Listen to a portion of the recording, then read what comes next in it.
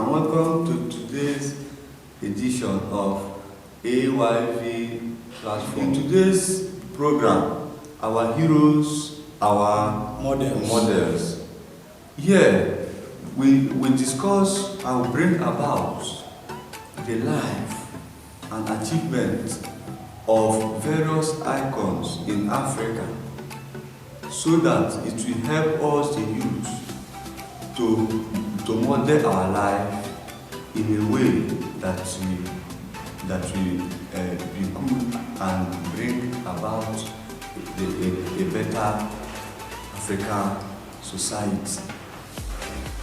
In today's program, the personality we are about to discuss is Nelson Mandela.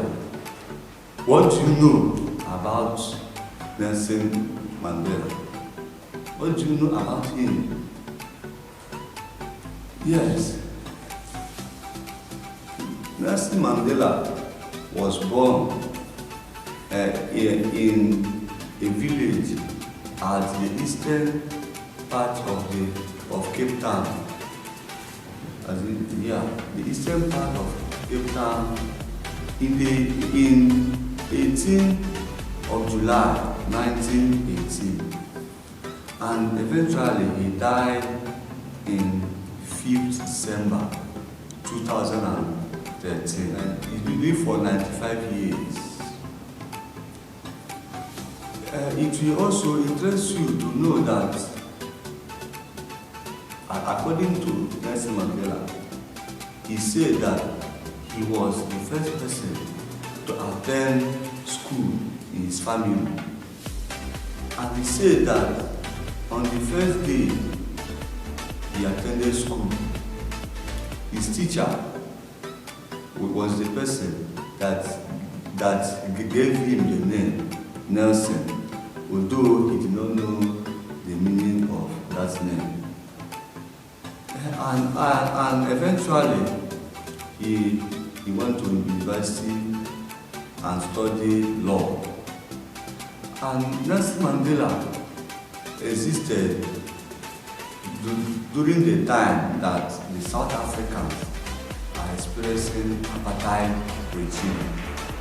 Apartheid regime was a regime that was in favor of the whites, and the blacks were marginalized and maltreated in their own land. Just imagine. You know, there is this popular saying that there is no smoke without fire. Nelson Mandela is taken to be the father of democracy in South Africa, even in Africa at large. But we will ask ourselves what prompted it. Nelson Mandela, as the history may have it, experienced during his childhood, experienced discrimination and all sorts of things. So he was prompted to know how to liberate his people from this, because he can't be in the same country and be marginalized and discriminated.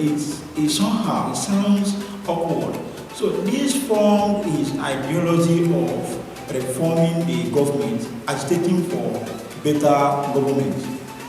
This he did by launching a protest under the platform of African Nation Congress. In this platform, which he made a movement of changing government from apartheid regime to democracy. This landed him in prison in 1962.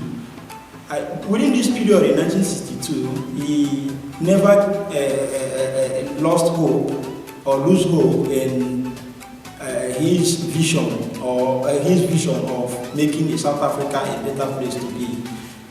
He fought for freedom, and in the prison he continues to write and publish. But at the time in this prison, they restricted him of reading books and writing. But still, people agitated for his release. Roughly, he spent 27 years in prison. And when he came out in 1990, South Africans were happy.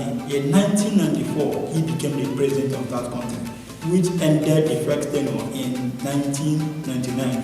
When he was offered a second-time position as the president of that country, he declined. what a character. Then when you ask yourself what formed him to decline such a glorious seat or such a glorious throne of power again. See, due to his personality, he said, no, I can't continue to be the president of this country simply because of his age. It was just 79 years as of then. He said, no, that in political affairs, it is good to give it to the vibrant youth. And this formed him to give the presidential seat or ticket to his vice president, Thabo Mbeki. So he gave him this seat and he continued. Say, I would rather prefer to take a back seat as an advisor. So within this, it now triggers in many people to ask, is this man actually an African man? Because it is almost a claim that Africans, they love power. Well, that can't be denied because we have seen examples from here and there. Many people try to remain in sit and die. Just recently, or the one we're having currently is that of Cameroon. Just over 38 years, he's still in power. So you ask yourself, why all these things? No, it is good that we look at these personalities, and posterity will never judge Mandela because it can be taken to be that he's an upright man when it comes to politics and leadership. In addition, he was also outstanding in combating poverty and HIV through his charitable and non-profitable organization called Nelson Mandela Foundation. And also through this foundation, he was able to fight for freedom, to fight for social justice and equality for all. Yes, and also by the time of his death in South Africa, he was widely taken to be both the father of the nation and also the founding father of the democracy. Then outside South Africa, he is taken and seen as a global icon. And it also interests you to know that he is also one of the 20th century's exemplary anti-racist and anti-colonial leaders. Just as Martin Luther King Jr. and Mahatma Gandhi, and also so many things. And just as you have heard, he was the first president of South Africa, the first black president, and so many more. And when it comes to the history of freedom in South Africa, he's taken to be an embodiment of freedom. It's taken to be an embodiment of the struggle of liberation in South Africa. Then now, we have a question for you, or rather, you're supposed to ask yourself a question, a very vital question. As a youth, ask yourself this question: what is it that moves you? What is it that forms your thoughts? Have you ever thought of making the posterity to be proud of you? Have you ever thought of how you can change the present ugly situation in the society? Well, there are many things to talk about Nelson Mandela and the lesson that we learn from him. See, it was Nelson Mandela who said, if you want to know the potential that lies in man, you should give that person education. So that is why this platform went on emphasizing more on education. Education is the key, we have known that. So many people say, how can we go to school after struggling for primary school, secondary school, and university to job? It's not about getting a job, it's all about knowing your left from your right. You see, Nelson Mandela wouldn't have achieved that which he achieved, and we are talking about him today, if not that he was intellectually prepared for leadership and as an aspiring icon today. So we deem it fit that we should look into education.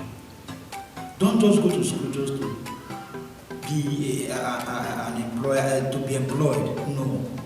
Go to school to know the things to do, when to do them, and how to do them. It is very important. You know, we've known how African society is being run today. If this power should change, do we have capable heads? Do we have youths that will take up this position and make a difference? Can we? That is the question we want to ask ourselves. And that is why we want you to look into it with a clean mind. Not just to... When Nelson Mandela was in power, we know what he established in South Africa. Education there was free. Hospitals were more better than private hospitals. Government schools were far better than private schools. But most African countries today, it is only in private schools that will have something close to a good and conducive environment for education. But come to our tertiary institution owned by government, come to our secondary school owned by government. Wow, you cannot but weep for African nation. Yes, thank you, and watch out for our next movie. Wait, have you subscribed? Subscribe and share. Thank you. Well done.